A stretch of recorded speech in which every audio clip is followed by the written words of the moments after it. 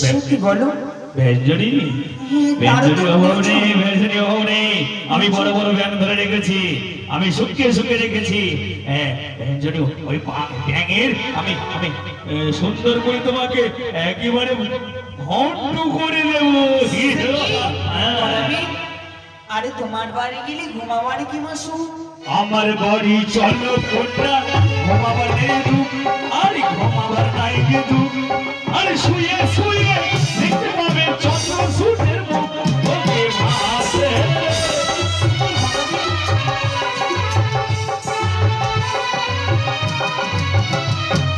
শোনো সুন্দরী, আমার ঘরে তুমি শুয়ে শুয়ে চন্দ্র সূর্যের আলো দেখতে পাবে, এত সুন্দর আমার ঘর। তাই বুঝি? হ্যাঁ। আচ্ছা বলো তো তোমার বাড়িতে কয়জন? হ্যাঁ, আমার বাড়িতে কয়জন? আমি সত্য কথা বলে দিলে কি বিয়ে করে? বলেই নি। আমার বাড়িতে কে কে রয়েছে? কে রয়েছে? আমার দুইটি স্ত্রী। আর কে?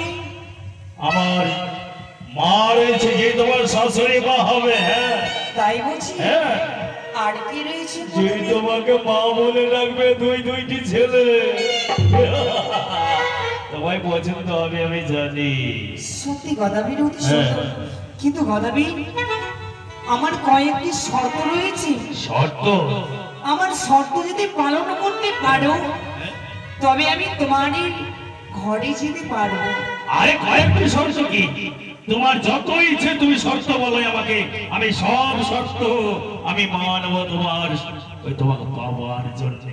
গদাবী, হ্যাঁ তবে শোনো, তোমার যে কে রয়েছে, তোমার দুইটি স্ত্রী, হ্যাঁ, আর আমি গেলেই মিলিয়ে হবে। তিনটি। তাই বলে কি তিন স্ত্রীর সংসার কখনো ভালো হয় না গদাবী? তোমার দাসী তো হয়ে থাকবে। হ্যাঁ? গদাবী, হ্যাঁ। সুদিনের সংসার কখনো ভালো হয় না, তাই বলে কি তোমার ওই দুইটি স্ত্রীকে ওই বাজারে গিয়ে বিক্রি করে দিতে হবে? সুন্দরী, আমি তাদেরকে ভালোবেসে বিয়ে করেছিলাম, তোমাকেও ভালোবেসে বিয়ে করব, তারা দাসিত্ব করবে। আর যদি আমি বনবাসের আদি বাজারে বিক্রয় না করি তাহলে তুমি আমাকে বিয়ে করবে না, তাই না? না গদাবী, বেশ, তোমার মতো অপূর্বা সুন্দরীকে পেতে হলে আমি ওই দুটি স্ত্রী কেন, আরো যদি এই গ্রামে কোনো স্ত্রী থাকে আমি তাদেরকে বলতে বিক্রয় করব। হ্যাঁ। না গদাবী, হ্যাঁ? আর কি জানো? আর কি? আর তোমার যে বৃদ্ধ মা রয়েছে, হ্যাঁ, বৃদ্ধ মা আছে, যে তোমার শাশুড়ি বলতে হবে, যে তোমাকে বড় রেখে